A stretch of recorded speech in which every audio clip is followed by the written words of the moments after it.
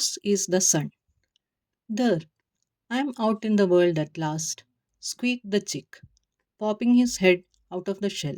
Oh, why is it so light? He looked first to one side, then to another, and as he glanced up, the sun's bright rays made him squint. Oh, I see. It's because of you, he piped, addressing the sun. You are nice and bright and yellow like me. Only you are up there somewhere and I'm down here. That means you must have been hatched before I was. You wouldn't have had time to climb up so high otherwise. But the sun made no reply and only beamed at him. The chick scrabbled out of the shell and, hopping and skipping on his spindly legs, ran over the warm grass. Suddenly, he saw a little brown house with a round hole in the middle.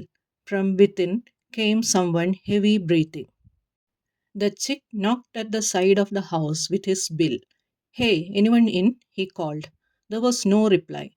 Come on, answer me, he called again. A grumble of annoyance came from inside the house, and a pup's shaggy head emerged from the hole.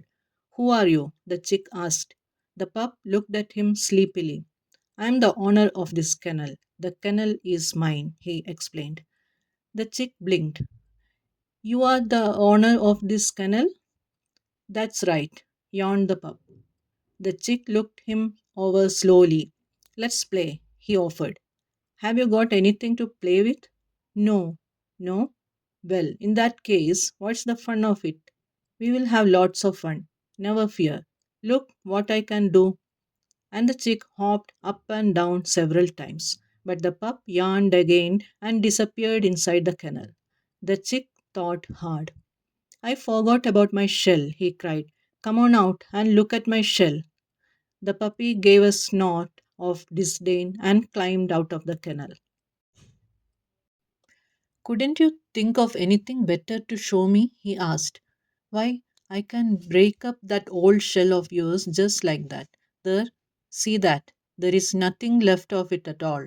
And he stamped on the shell and crushed it. The chick felt hurt. I have lots of things besides the shell, he said. I have. There were so many treasures around him, the green grass, the bright hued butterflies, the warm and sparkling puddles in which played tiny winking beams of sunlight. I have that, he brought out, pointing at the sun. The pup laughed. What? The sun? Nonsense. The sun doesn't belong to anyone. Not to anyone? No. But whose is the kennel? Tell me that. Mine. Yours? Yes. And whose is the sun? Nobody's. Nobody's? Well, if that's so, I will take it for myself. And the chick strode straight across a puddle. Wait, the puppy brought out alarmed. How do you mean you will take it for yourself? The chick stopped. You have a kennel, haven't you? Yes. It's yours, isn't it? It is. Well, the sun will be mine. Now, just a minute. What if I give you half my kennel?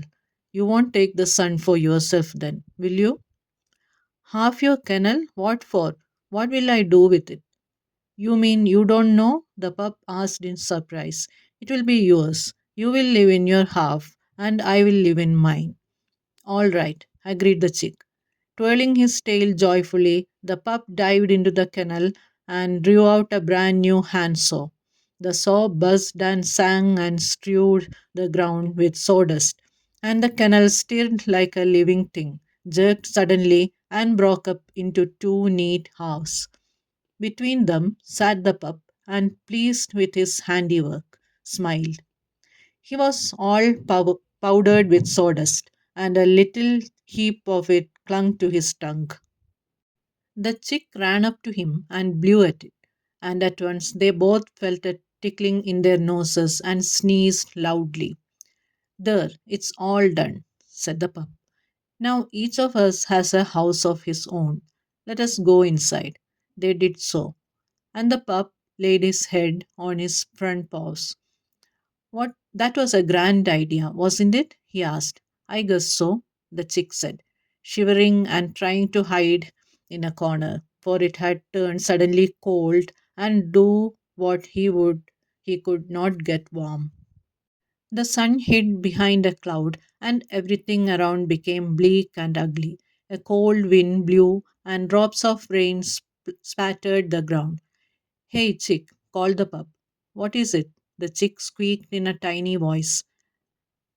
Let you and me pay each other a visit. I don't mind, but who will come to see who first? You come to see me. All right. And the chick hopped out into the rain and ran to join the pup. But it turned out to be just as cold and cheerless in the pup's house as in his own. The two of them squeezed up against each other and stared out silently at the dark puddles. The pup began hiccuping loudly with with the cold. You know what? Said the chick.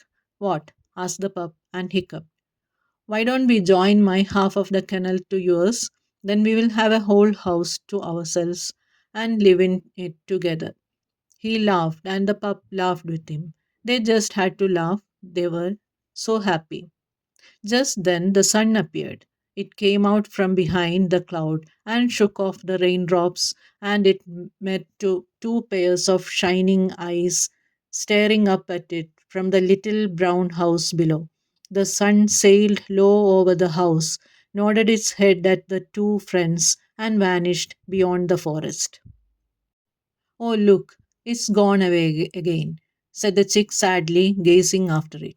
Yes, but not forever, the pup explained in cheery tones.